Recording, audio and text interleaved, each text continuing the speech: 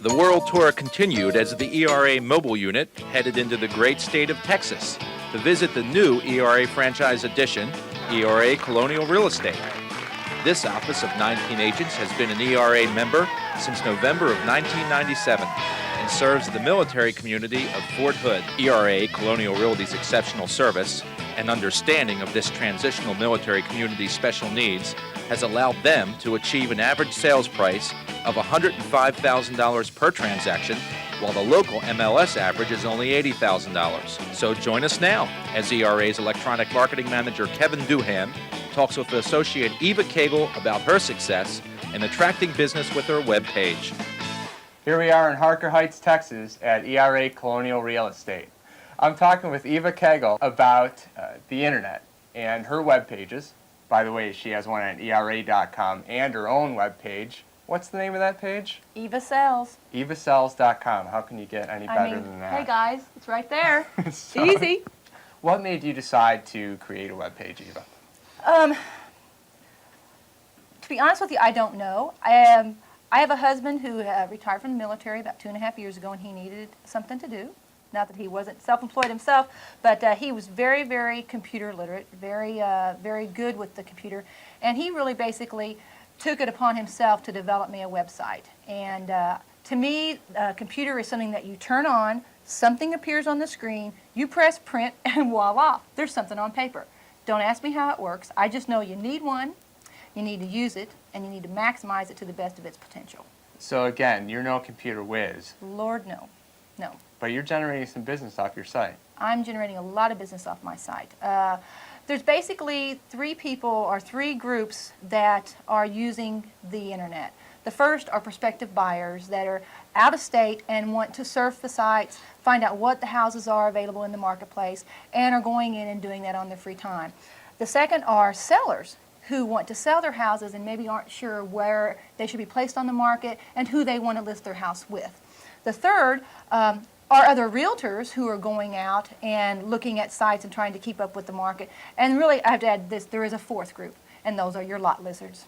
Lot lizards? Lot lizards. Lot lizards are a lot like tire kickers in the auto market. Lot lizards are people that are just out there surfing the net, sending you little emails, wanting to know, well, I might want to buy 30 acres out in Land Passes, or, and they are the people that you really have to make sure that you don't spend your time on. You want to make sure that you really utilize the website to its maximum potential and don't waste a lot of time, but make it very fruitful and profitable. I imagine you get a lot of email off of your site. Do you have any idea how many you get a week? We probably get an average of 10 a day, but a lot of that is self-generated because we have, being a military market, we have a lot of out-of-town sellers and a lot of out-of-town buyers. And I feel that the internet and the email is saving me probably at least $1,000 a year on long-distance phone. And also on the long-distance phone, you don't have to worry about getting an answering machine and not getting an answer. My husband gets up in the morning and goes and pulls up our email and sees what's there. I literally get out of bed in the morning, go into the kitchen, sit down with my cup of coffee, and there's a stack of emails sitting at the kitchen table. He's still back at the computer, and I'm shouting back to him what I want him to email these people back, and we respond immediately. So, your husband... Isn't he great? Your husband prints out your email? Yes. And then you answer it? Yes. So it's like receiving a regular letter? Oh, exactly. And the other nice thing about it is that it gives you a paper trail. Man. Because how many times does someone say, well, you didn't answer me, you didn't call me? You don't have to be playing phone tag all the time because there's no such thing as email tag. You're always going to get a hold of them on the email unless they give you a bad address. Could you tell me a story about someone who visited your site and you actually closed a transaction with them and kind of how that developed? Well, I've got two really interesting stories. The first one was it was a Sunday morning, and Rick was in the looking out, going on the website or something, and I was sitting at the kitchen table drinking my coffee, as I said. He comes and he goes, read this, and he brings me this email, and it's this thing, and this guy says, hi, my wife and I are getting ready to move into your area, and I've been looking at different websites, and I feel that your website is the most professional website out in your marketplace, and I really like some of your listings. My wife and I will be coming to town next weekend to look at houses. Would you like to work with us? Well, at that point, you're going, okay, how good of a deal is this? Then he proceeded to go to the second paragraph, and he said, let me tell you a little bit about us. My wife is going to be the new Chief Financial Officer for Metroplex Healthcare Systems, and I am a stockbroker, and we would like to stay under $300,000 if it's possible. Do you think you'd be available next weekend? Holy cow, canceled that golf date. I was there. And they bought my listing that they saw on my website. I tell people a lot of times when I go out and do presentations that 80% of respondents to an internet poll said that they're going to use the internet in their next housing search. Oh, And I I don't think your doubt story it. says, hey, Oh. this is reality, folks. And Yeah. This person was qualifying agents based on websites. Well, and then I also have another story, and it's interesting. Got an email from this gentleman in Arizona, and proceeded to tell me he liked my website. He thought we were very high tech, Right. and that he was already approved by like these 3 different mortgage lenders. Well, automatically I thought, no, wait a minute. How is he going to be approved by 3 different mortgage lenders unless agents have sent him there? So a little red flag went off, and I thought, we may have a problem child here. You know, he's out there surfing and want to waste my time. So we emailed him back and told him that we'd call him that night, and did call him, and in the process of the conversation found out that he had already fired 3 agents. And I said, well, you know, my time is really important, and I'll be glad to take care of you, but I'm going to fax you a buyer's agency agreement. And after I receive that back, then I will be your agent, and you will be pleased with how well I Right. can handle your situation. And his comment was that he felt that being military and being very technologically advanced himself. But to make a long story short, he did send the buyer's agency, and in the process, he sent us a list of properties that he was interested in. And so we went with the digital camera and took interior and exterior photographs of the houses he wanted. 36 JPEGs just went out the next day. And like, I know what a JPEG is, no clue, but I know that's what it's called. Did you email those to him? Emailed him, downloaded them, emailed him to him, kept him busy for about 2 hours, downloading everything. He was a happy camper. Yeah. Happy camper. And once again, it was the quickness in the responses to his email. We'd get the email, and we didn't wait 24 hours. He was answered immediately. And if we didn't answer him by the email, then we probably did a phone call. He came to town, and we had narrowed it down to about 4 of the houses according to the criteria he had suggested. Ended up buying something that wasn't at all really what he had said, and also spent $15,000 more than he wanted to spend. But in the house search, once again, he had brought his digital camera and his laptop and had developed his own internet page here so he could send stuff back to his wife in Arizona. Took his digitals, sat in the cafeteria here and with Rick, and they downloaded everything, sent him back, and she chose the house that she wanted by the pictures that he sent back. Sounds and had like- him under contract the next day for $150,000. Sounds like you guys have a very high-tech customer base here. Well, I think you have that with the military. It's a very intelligent market. They expect. I mean, I love the ERA vision statement. I mean, this is what our clients expect. They want proactive. They want results. They want loyalty. I mean, everything that ERA stands for is what these people expect from us.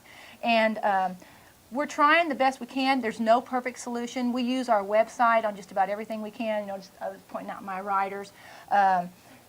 Every piece of correspondence that goes out, the website's there. We are also on the ERA website. We do have a link. I believe that all ERA agents, you should have yourself there. If not, you're missing the technological boat. I think if you generate one sale or one lead off of that site, you've recouped your costs at ERA. Well, and I don't only look at it as generating one sale. Before I go on my listing appointments, and I'm not the top lister in the company, I'm number 2. Lilo's number 1. She's been there for a long time. I don't plan on going surpassing that. But we do promote the website, and before I go on a listing appointment, I say, you go hit evasales.com, and when I walk in the door, tell me if you want to see your house there, and if you do, I'll be there tomorrow. Beautiful. So that's another side of the website. We so often hear that the websites are geared toward buyers and kind of searching for properties and finding ones that meet their criteria and then contacting an agent.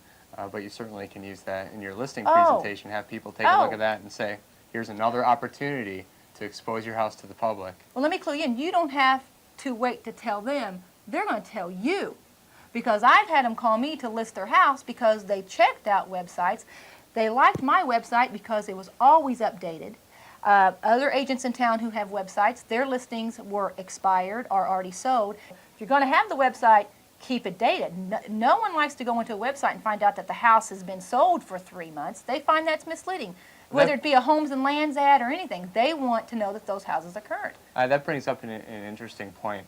And you and I discussed a little bit earlier how you present your listings on the Eva Sales site.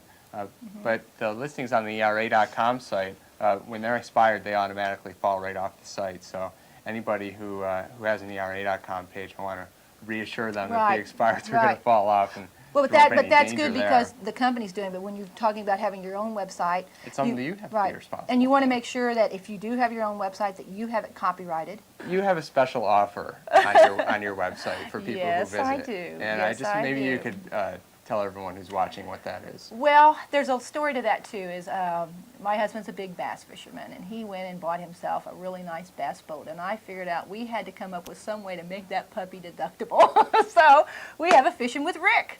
And if you buy a house with Eva or you list a house with Eva, Rick will take you out and you and the kids out on a fishing trip or a boat ride. And you don't think people see that, but they do. And in fact, we had a phone call. Well, no, it wasn't a phone call, actually. It was an email from a buyer who bought my listing but through another agent. And he emailed and wanted to know why he hadn't had his fishing trip yet. And so Rick emailed him and says, well, you bought Eva's listing, but not through Eva. But we'll take you for a fishing trip anyway. Well, see, that's another advantage. I'm always touting the ERA.com site. That's certainly something that we could not offer through ERA.com. Hey, maybe a cruise or something, I don't know. But you could do it with your own site. Yeah, that's right. So there's lots of different things. But what's amazing, it tells you that they read it. That's the scary part, is they actually do read it. I think we better wrap it up. I think we've said enough. But it was a pleasure talking with you. Too. Someone who's definitely excited about the internet. Yes, I am. You don't have to be a technology whiz. You just need to get started. So visit ERA.com and get some ideas about how you can develop a web page of your own or enhance your presence at our site, as Eva did.